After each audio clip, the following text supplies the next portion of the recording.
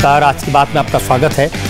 आज सबसे पहले मैं आपको सुप्रीम कोर्ट के एक अहम फैसले के बारे में बताना चाहता हूं। कभी कभी चुनावी खबरों के शोर में ऐसी खबरें दब जाती हैं, लेकिन नेशनल इंटरेस्ट में, देश हित में ऐसी खबरों को जानना समझना जरूरी है। सुप्रीम कोर्ट के आज के इस फैसले का असर भारत की अंतर्राष्ट्रीय ख्याति पर, इंटरनेशनल इमेज पर पड़ेगा। कहने को तो खबर इतनी सी है कि सुप्रीम कोर्ट ने आज देवास मल्टीमीडिया की पिटीशन खारिज कर दी, अपील को रिजेक्ट कर दिया। यह appeal national company law tribunal यानी एनसीएलटी के फैसले के खिलाफ थी। एनसीएलटी ने देवास मल्टीमीडिया को वाइंड अप करने का आदेश दिया था। तो आज के इस फैसले का मतलब है कि देवास मल्टीमीडिया को लिक्विडेशन में जाना होगा, इस कंपनी को खत्म कर दिया जाएगा। लेकिन बात इतनी नहीं है। सुप्रीम कोर्ट ने माना कि देवास मल्टीमीडिया नाम की एक कंपनी फर्जी थी, फ्रॉड करने के लिए बनाई गई थी और उसका इरादा कुछ अफसरों के साथ मिलकर देश को लूटना था। अब देवास वही कंपनी है जिसने भारत के खिलाफ इंटरनेशनल लेवल पर कई मुल्कों में कई केस फाइल किए हैं। देवास को अक्टूबर 2020 में भारत सरकार के खिलाफ 835 करोड़ रुपए का आर्बिट्रेशन का अवार्ड मिला था। इसका नतीजा यह हुआ कि फ्रांस और कनाडा में कोर्ट ने यह आदेश दे दिया कि देवास मल्टीमीडिया की 835 करोड़ की ड्यूज को रिकवर करने के लिए इन देशों में भारत सरकार की प्रॉपर्टीज को जब्त किया जाए। कनाडा में तो एयर इंडिया और एयरपोर्ट अथॉरिटी की संपत्ति को जब्त करने की कार्रवाई शुरू भी हो गई थी। इसीलिए मैंने कहा यह ऐसा मुद्दा है जिस पर पूरी दुनिया में भारत की साख पर पट्टा लग रहा था। हालांकि अब सुप्रीम कोर्ट ने देवास मल्टीमीडिया को फर्जी कंपनी घोषित कर दिया है, इसे वाइंड अप करने का आदेश दे दिया है। इसके बाद अब इंटरनेशनल लेवल पर इस मामले में दोबारा फाइट करना होगा। आप सोच रहे होंगे आखिर ऐसा क्या हुआ जिसके कारण एक कंपनी दुनिया में भारत की संपत्तियों पर दावा करने का हकदार हो गई। किसकी गलती से ऐसा हुआ और इस मामले में पिछली सरकारों ने कुछ क्यों नहीं किया? मोदी सरकार ने इस मामले में क्या किया?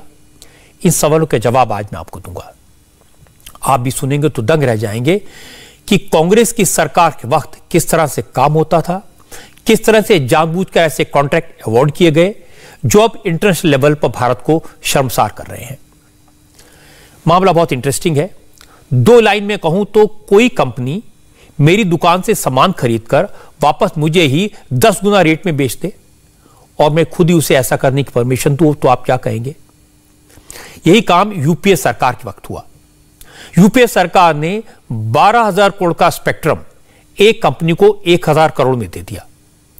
मामला खुलने के डर से डील रद्द की तो हर्जाने में वो कंपनी विदेशों में मौजूद भारत की संपत्तियों पर कब्जा करना चाहती है और इंटरनेशनल कोर्ट ने उसे इसकी परमिशन दे दी है। अब ये पूरा मामला डिटेल में समझाते हैं। यह विवाद आज का नहीं है, 15 साल पुराना है। 2004 में केंद्र में कांग्रेस की सरकार बनी। सरकार बनने के कुछ ही महीने बाद यह खेल शुरू हुआ था।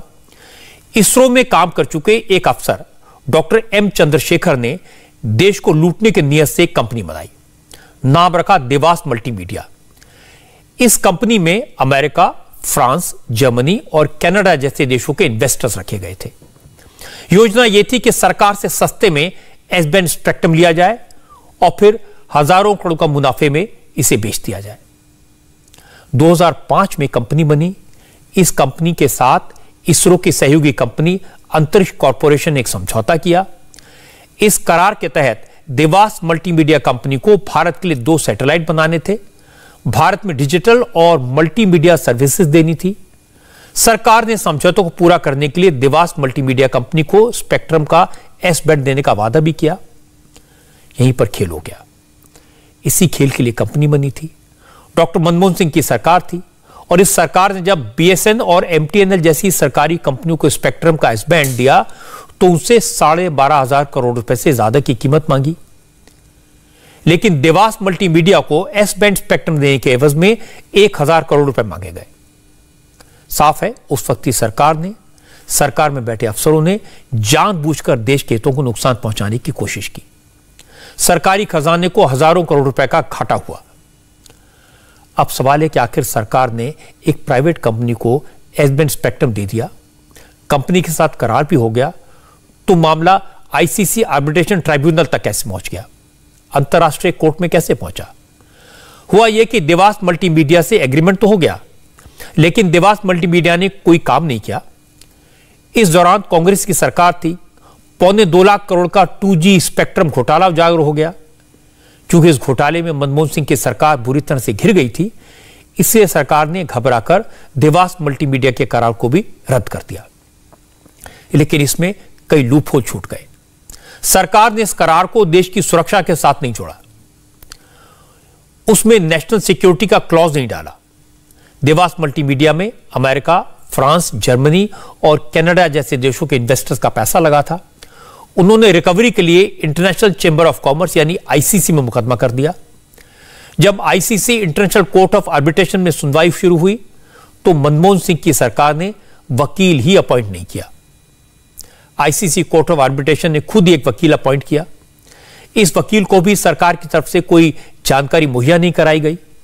आखिरकार आईसीसी कोर्ट ऑफ आर्बिट्रेशन ने देवास मल्टीमीडिया को भारत सरकार की संपत्तियों को बेचकर अपना पैसा रिकवर करने का आदेश दे दिया। आईसीसी के आदेश के बाद अमेरिका, फ्रांस, जर्मनी और कनाडा में केस शुरू हो गए और भारत की संपत्तियां खतरे में बढ़ गई, इज्जत भी।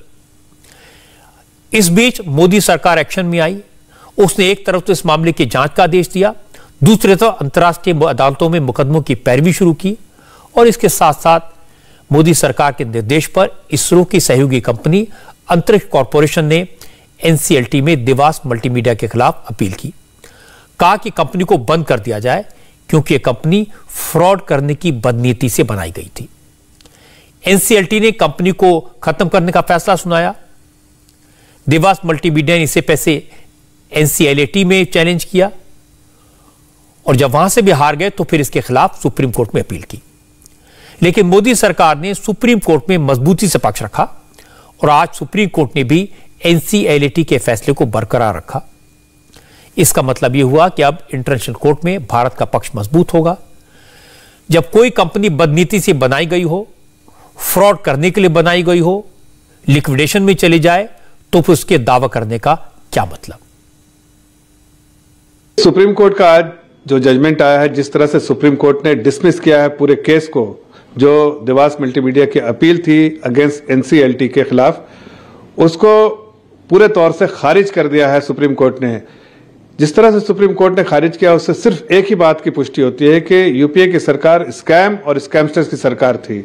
जिस तरह से मनमोहन सिंह सोनिया गांधी जी के इशारे पे बार बार कोई ना कोई ऐसा काम करते थे जो कि जिसका मकसद रहता था कि देश को पीछे छोड़ना है, देश को पीछे ढकेलना है और परिवार को आगे आगे करना है। इसलिए बहुत सारे जगह पर कॉम्प्रोमाइज किया गया पैसा बनाने के लिए, देश को पीछे करने के लिए। यहां तक कि मल्टीमीडिया केस में आप देखिए, देवास मल्टीमीडिया केस में नेशनल सिक्योरिटी से भी कॉम्प्रोमाइज किया गया चंद पैसों के लिए। और यह सारा कुछ जो हुआ वो सोनिया गांधी जी और कांग्रेस के इशारे पे मनमोहन सिंह ने किया। यह खबर बड़ी है, बात अहम है, क्योंकि देश की प्रतिष्ठा का सवाल है। एक कंपनी को विदेशों में भारत की संपत्ति को जब्त करने, उसे बेचकर हर्जाने की भरपाई करने का हक मिल जाए, इससे ज्यादा शर्म की बात और क्या हो सकती है? ये वैसे ही जैसे किसी कंपनी को दिल्ली में रेल भवन या शास्त्री भवन जैसी सरकारी बिल्डिंग को जब्त करने का हक मिल जाए। ये देश की छवि को मिट्टी में मिलाने जैसा नहीं तो और क्या है? सवाल यह है, जो कंपनी इसरो के पुराने अफसर ने बनाई, उससे कांग्रेस की सरकार ने डील क्यों की? जिस एस बैंड स्पेक्ट्रम के लिए मनमोहन सिंह की सरकार ने बीएसएनएल से 12,000 करोड़ से ज्यादा वसूले, वो एस बैंड स्पेक्ट्रम देवास